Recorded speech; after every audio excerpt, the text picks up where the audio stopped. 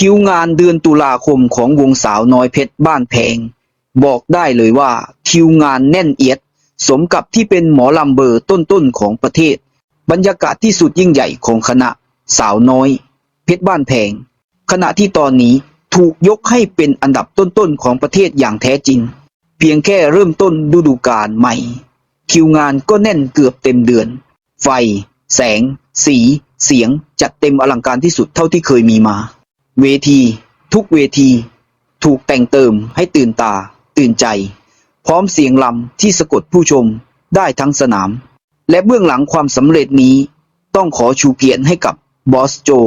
ผู้นำที่มีวิสัยทัศน์และแน่นอนกับ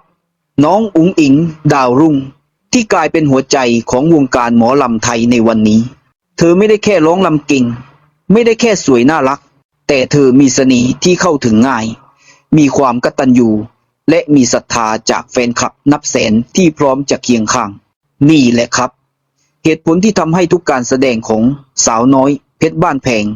กลายเป็นปรากฏการณ์ที่ยิ่งใหญ่เกินกว่าจะมองข้ามได้พี่น้องแฟนคลับที่รักทุกท่านครับวันนี้ผมอยากจะชวนทุกคนมาร่วมรับรู้ความยิ่งใหญ่ของการเริ่มต้นฤดูกาลใหม่ของวงหมอลำที่ไม่มีใครต้านได้ในยุคนี้วงสาวน้อยเพชรบ้านแพงเดือนตุลาคม 2568 นับเป็นอีกหนึ่งเดือนที่ตารางคิวงานแน่นเอียดเกือบเต็มเดือนบ่งบอกได้เลยว่าวงนี้คือขวัญใจมหาชนของแท้คิวงานแน่นสะท้อนศรัทธาและความรักตั้งแต่ต้นเดือนที่นครพนมผ่านไปถึงบุรีรัมย์101เลยชัยภูมิสุรินทร์บอกได้เลยว่าวงนี้ไม่เคยหยุดพักเพื่อแฟนเพลงทุกคนนี่แหละพลังของการมีบอสโจที่คอยวางแผนคิวงานอย่างรอบคอบและมีน้องอุ๋งอิ๋งดาวเด่นที่ส่องประกายนำพาแฟนเพลงมารวมตัวกันทุกพื้นที่อุ๋งอิ๋งดาวเด่นแห่งฤดูกาลผมอยากบอกตรงๆเลยนะครับว่าไม่ใช่เรื่องง่ายที่ศิลปินวัยใสอย่างน้องอุ๋งอิ๋งจะก้าวขึ้นมายืนบนเวทีหมอลำอันยิ่งใหญ่นี้แต่ทุกคิวงานทุกโชว์ที่ผ่านไปเธอพิสูจน์ให้เห็นว่าเธอคือของจริงไม่ว่าจะเป็นการร้องที่ชัดเจนการรำที่งดงามหรือการวางตัวที่เรียบร้อยน่ารักและเข้าถึงง่ายทั้งหมดนี้ทำให้แฟนคลับรักเธอไม่ใช่แค่ในฐานะศิลปินแต่เหมือนเป็นลูกหลานของทุกคนเวทีสาวน้อยเพชรบ้านแพงปีนี้ความอลังการที่สุดปี 2568 ถือว่าเป็นปีที่เวทีสาวน้อยเพชรบ้านแพงยกระดับความยิ่งใหญ่ไฟเล็กสว่างเจิดจ้าแสงสีที่พุ่งตัดท้องฟ้าเสียงลำโพงที่ชัดเจนกังวานทรงพลังทุกโชว์ไม่ได้เป็นแค่การแสดงแต่เป็นประสบการณ์ที่ทำให้คนดูรู้สึกเหมือนได้เข้าไปอยู่ในโลกของศิลปะหมอลำจริงๆพลังแฟนคลับเบื้องหลังความสำเร็จผมกล้าพูดเลยว่าถ้าไม่มีแฟนคลับไม่มีพ่อแม่พี่น้องที่ซัพพอร์ตอยู่เบื้องหลังวงสาวน้อยเพชรบ้านแพงก็คงไม่สามารถสร้างปรากฏการณ์ได้ขนาดนี้ทุกคิวงานที่จัดขึ้นทุกเสียงปรบมือทุกมาลัยทุกของฝากมันคือแรงศรัทธาที่หล่อเลี้ยงหัวใจศิลปินและน้องอุ๋งอิ๋งก็ซึมซับสิ่งเหล่านี้ในหัวใจเธอเสมอบอสโจผู้นำที่คอยขับเคลื่อนอย่าลืมนะครับเบื้องหลังความสำเร็จนี้มีบอสโจผู้จัดการใหญ่ของสาวน้อยเพชรบ้านแพงเขาคือผู้วางแผนทุกคิวงานทุกรายละเอียดทุกโชว์บนเวที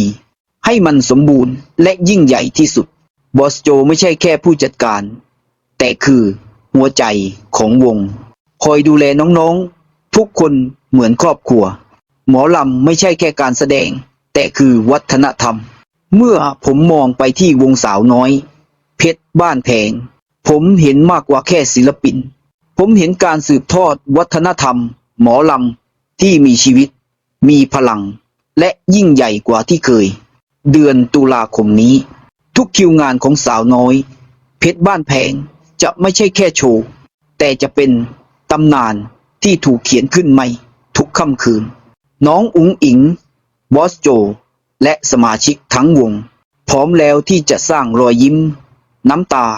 และความทรงจำที่ไม่มีวันลืมและผมเชื่อว่านี่แหละคือปีที่สาวน้อยเพชรบ้านแพงจะยิ่งใหญ่ที่สุดในประวัติศาสตร์การเดินทางที่ไม่เคยหยุดถูกคิวงานที่เราเห็นในโปสเตอร์เดือนตุลาคมนั้นไม่ได้เกิดขึ้นง่ายๆเลยครับสาวน้อยเพชรบ้านแพงเดินทางแทบทุกวันบางคืนเล่นจบงานกว่าจะเก็บเวทีเสร็จก็ตีสามตีสี่แต่เช้าตรู่ก็ต้องเคลื่อนรถทัวร์ไปจังหวัดใหม่เพื่อเตรียมงานโชว์ต่อไปเบื้องหลังการซ้อมหลายคนอาจคิดว่าพอขึ้นเวทีแล้วร้องได้เลยแต่ความจริงไม่ใช่ครับน้องอุ๋งอิ๋งรวมถึงสมาชิกวงทุกคนต้องมีการซ้อมซ้ำๆซ้อมท่ารำซ้อมคิวเพลงซ้อมการเปลี่ยนชุดเพื่อให้โชว์บนเวทีออกมาไร้ที่ติบอสโจเองก็คอยตรวจดูรายละเอียดทุกจุดเสียงไม้ต้องชัดชุดต้องพร้อมเวทีต้องอลังการความเหนื่อยที่แฟนคลับไม่ค่อยเห็นหลายครั้งที่วงเดินสายติดกัน 4-5 วันรวดร่างกายแต่ละคนแทบไม่ได้พักเต็มที่แต่เมื่อถึงเวลาขึ้นเวทีทุกคนกลับยิ้มแย้มเหมือนเพิ่งตื่นมาสดชื่นนี่คือความเป็นมืออาชีพของสาวน้อยเพชรบ้านแพงและโดยเฉพาะอุ๋งอิงเธอมักพูดเสมอว่าเหนื่อยยังไงก็สู้เพราะมี FC คอยรออยู่ตรงหน้าเวทีพลังแฟนคลับคืออีกหนึ่งกำลังสำคัญแม้บางครั้งจะไม่ได้เดินทางตามไปทุกจังหวัดแต่ก็ส่งกำลังใจผ่านคอมเมนต์ไลฟ์สดและแชร์คลิปต่อๆกันทุกคำพูดทุกข้อความนั่นแหละครับคือเชื้อเพลิงที่ทำให้น้องยืนหยัดบนเวทีด้วยรอยยิ้มเวทีใหม่ที่ยิ่งใหญ่ที่สุดปีนี้วงลงทุนครั้งใหญ่เวทีไฟเล็ดล้ำสมัยแสงสีอลังการเสียงลำโพงที่ก้องกังวานไม่แพ้คอนเสิร์ตสากลทำให้ทุกครั้งที่สาวน้อยเพชรบ้านแพงเปิดการแสดงแฟนเพลงรู้สึกเหมือนได้ชมโชว์ระดับโลกแต่ยังคงเอกลักษณ์หมอลำแท้ๆความภูมิใจร่วมกันไม่ว่ารางวัลใดๆที่น้องอุ๋งอิ๋งได้รับไม่ใช่แค่ความภูมิใจของตัวเธอเองแต่มันคือความภูมิใจของทั้งวงแฟนคลับและครอบครัวหมอลำทุกคิวงานคือความทุ่มเททุกเสียงปรบมือคือแรงผลักดันและทุกย่างก้าวต่อจากนี้ของสาวน้อย